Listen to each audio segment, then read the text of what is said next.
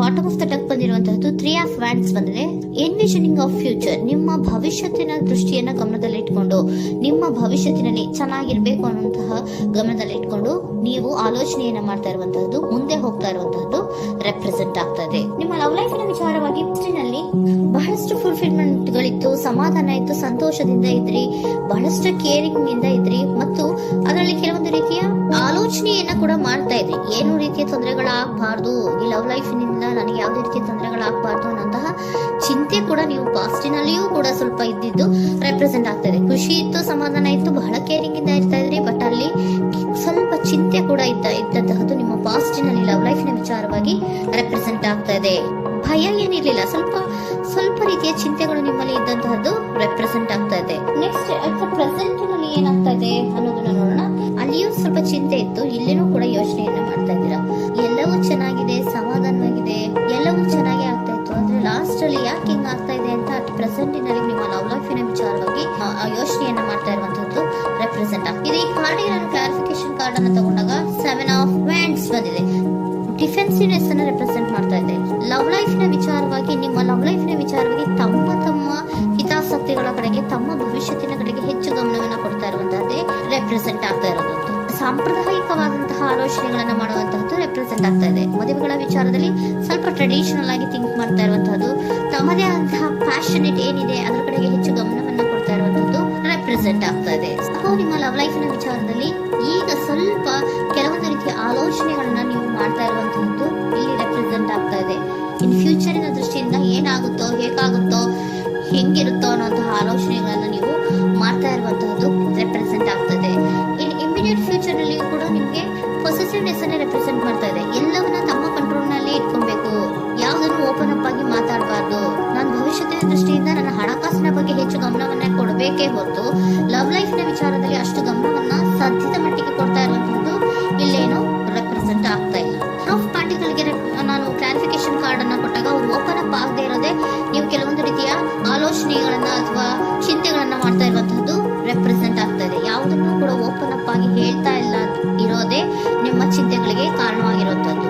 ಮತ್ತೆ ಹಣಕಾಸಿನ ಆಲೋಚನೆಗಳನ್ನ ಮಾಡಿಕೊಂಡು ಇನ್ವೆಸ್ಟಿಂಗ್ ಫ್ಯೂಚರ್ ನ ಗಮನದಲ್ಲಿ ಇಟ್ಕೊಂಡು ಅವರು ಮೂವ್ ಆನ್ ಆಗ್ತಾ ಇರುವಂತಹದ್ದು, ನಿಮ್ಮ ಲವ್ ಲೈಫಿನ ವಿಚಾರಕ್ಕೆ ಮೂವ್ ಆನ್ ಆಗ್ತಾ ಇರುವಂತಹದ್ದು, ಪ್ರೀತಿಯನ್ನ ಬಿಟ್ಟು ಮುಂದೆ ಹೋಗ್ತಾ ಇರುವಂತಹದ್ದು ರೆಪ್ರೆಸೆಂಟ್ ಆಗ್ತದೆ. ಕೆಲವೊಬ್ಬರಿಗೆ ಸ್ವಲ್ಪ ಕ್ವಿಕ್ ಆಕ್ಷನ್, ಕ್ವಿಕ್ ಥಿಂಕಿಂಗ್ ಅನ್ನ ಮಾಡಿ ಮುಂದೆ ಹೋಗ್ತಾ ಇರುವಂತಹದ್ದು, ಬೇಜಾರಿನಿಂದ ಮುಂದೆ ಹೋಗ್ತಾ ಇರುವಂತಹದ್ದು ರೆಪ್ರೆಸೆಂಟ್ ಆಗ್ತಾ ಇದೆ. ಥರ್ಡ್ ಕಾರ್ಡಿನಲ್ಲಿಯೂ ಕೂಡ ದ ವರ್ಡ್ ಕಾರ್ಡ್ ರೆಪ್ರೆಸೆಂಟ್ ಆಗ್ತಾ ಇದೆ.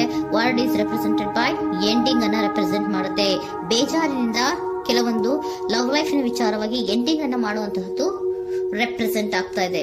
ಯಾಕಂದ್ರೆ ಈ ಲವ್ ಲೈಫಿನ ವಿಚಾರದಲ್ಲಿ ಕೆಲವೊಂದು ರೀತಿಯ ಸ್ವಹಿತಾಸಕ್ತಿಗೆ ಹೆಚ್ಚು ಗಮನವನ್ನ ಕೊಡ್ತಾ ಇರುವಂತಹದ್ದು, ಹಣಕಾಸಿನ ಬಗ್ಗೆ ಹೆಚ್ಚು ಗಮನವನ್ನ ಕೊಡ್ತಾ ಇರುವಂತಹದ್ದು, ಅವರ ಫ್ಯೂಚರಿನ ಬಗ್ಗೆ ಹೆಚ್ಚು ಗಮನವನ್ನ ಕೊಡ್ತಾ ಇರೋದು, ಹಾಗೇನೆ ಟ್ರೆಡಿಷನಲ್ ವ್ಯಾಲ್ಯೂಸ್ ಗಳಿಗೆ ಹೆಚ್ಚು ಗಮನವನ್ನ ಕೊಡ್ತಾ ಇರೋದ್ರಿಂದ ಕೆಲವೊಬ್ರು ಲವ್ ಲೈಫಿನ ವಿಚಾರದಲ್ಲಿ ಎಂಡಿಂಗ್ ಅನ್ನ ಮಾಡುವಂತಹದ್ದು ಪ್ರೆಸೆಂಟ್ ಆಗ್ತಾ ಇದೆ. ಕ್ವಿಕ್ ಆಗಿ ಥಿಂಕ್ ಮಾಡಿ ಕೆಲವೊಂದು ಆಲೋಚನೆಗಳನ್ನ ಮಾಡೋದ್ರ ಮೂಲಕ ಹಿಂಗನ್ನ ಮಾಡ್ತಾ ಇರುವಂತಹದ್ದು ರೆಪ್ರೆಸೆಂಟ್ ಆಗ್ತಾ ಇದೆ.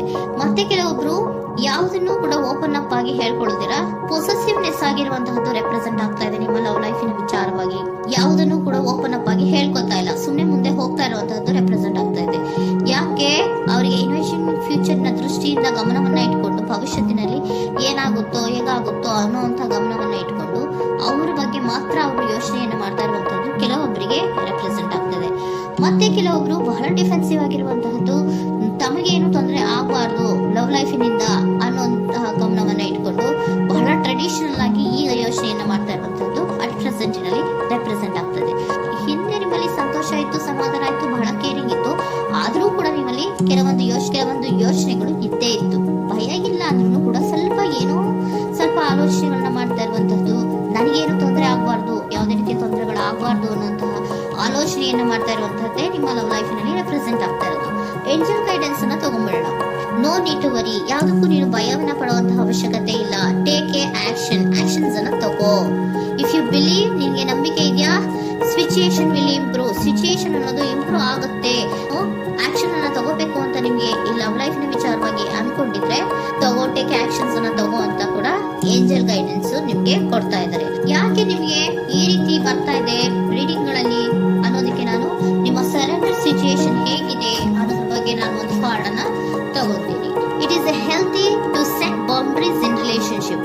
ಹೆಲ್ದಿ ಸೆಟ್ ಬೌಂಡ್ರೀಸ್ ಅನ್ನ ಮಾಡ್ತಾ ಇದ್ದೀರಾ? ಯಾರೋ ನಿಮ್ಮ ಲವ್ ರಿಲೇಶನ್ಶಿಪ್ನ ವಿಚಾರದಲ್ಲಿ ಹೆಲ್ದಿ ಬೌಂಡ್ರೀಸ್ ಅನ್ನ ಸೆಟ್ ಮಾಡ್ತಿದ್ದೀರಾ? Practice experiencing your needs.